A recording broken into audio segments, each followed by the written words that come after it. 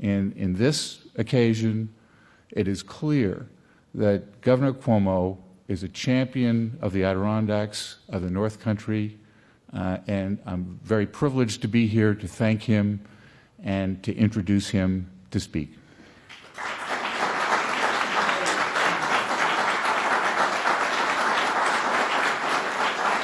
Thank you. Thank you. Thank you. Thank you. Thanks. Thank you very much. Thank you very much. Thank you, thank you, thank you. First, to Commissioner Martens and Bill Ohlfelder and John Ernst, Open Space Institute, the Nature Conservancy, and all the people from DEC. Let's give them a round of applause for a job well done on this. This is really beautiful.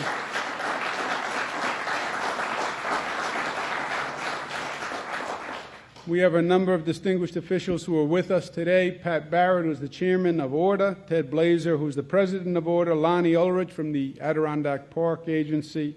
Let's give them a round of applause and thank them for their good work.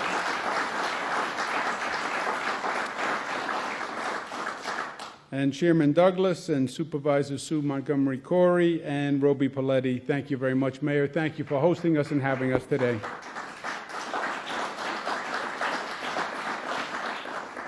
Well, we all have a role in life, and I know my role today. I'm here for one purpose, and one purpose only, to sit at that table and sign the check on today's acquisition.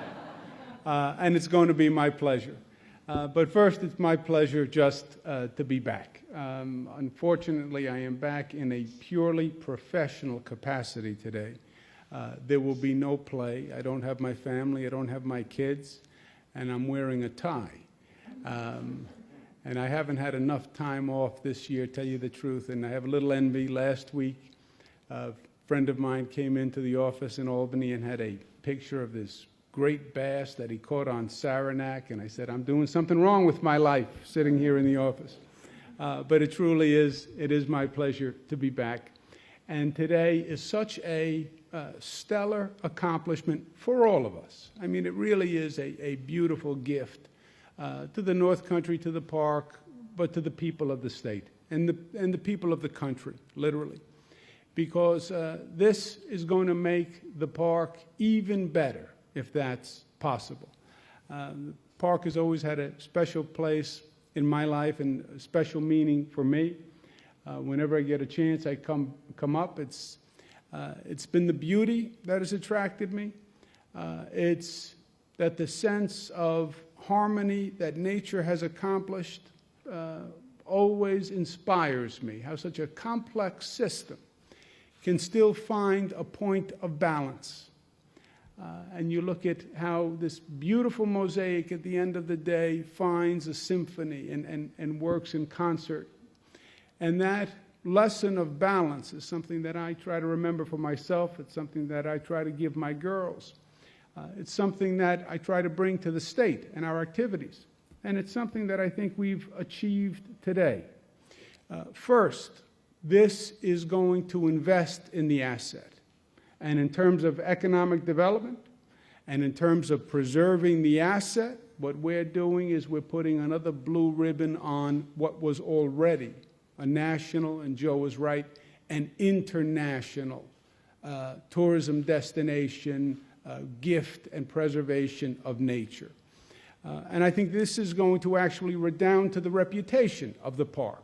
It's the largest acquisition of land in over 100 years. Just think about it. And what it winds up punctuating is this is the place of preservation.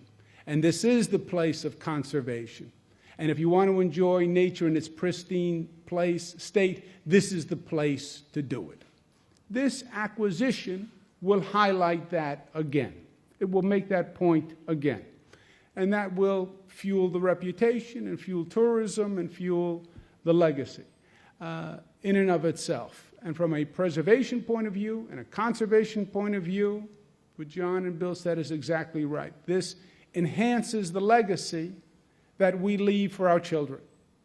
And as a parent, forget as a public servant, as a parent, I can't tell you how joyed I am that I will know that we actually increased the gift that we give to our children, right?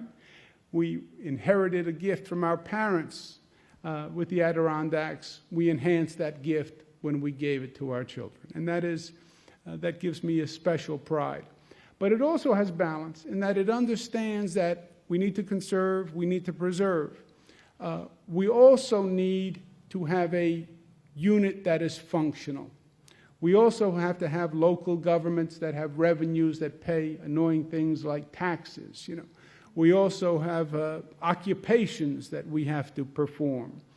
We have people who need jobs. And this also understands that balance. And there are going to be economic, commercial activities by making parts of the park available for recreational activities that didn't happen before. There'll be snowmobiling trails where they didn't exist before.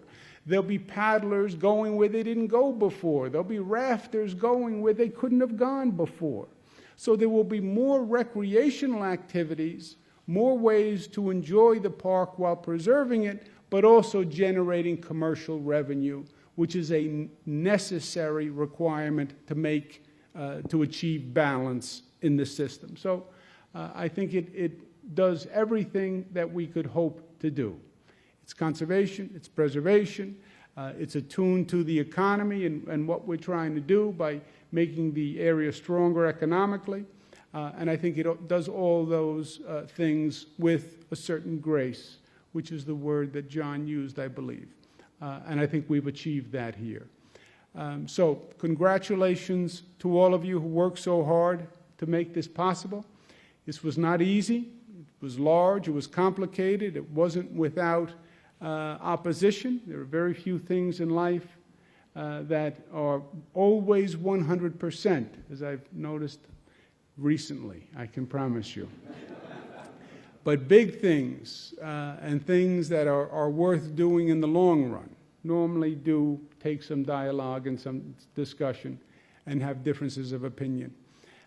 We were chatting inside, and some of the speakers mentioned that my administration has a special relationship with the North Country. I believe that's true. I believe, as Commissioner Martin said, that this administration has a better relationship writ large with the North Country than many, many others. And I think it's for a very simple reason, because we know the North Country. And to know the North Country is to love the North Country. And we do. Thank you for having me today. Let's join me at the table, and we'll sign the check.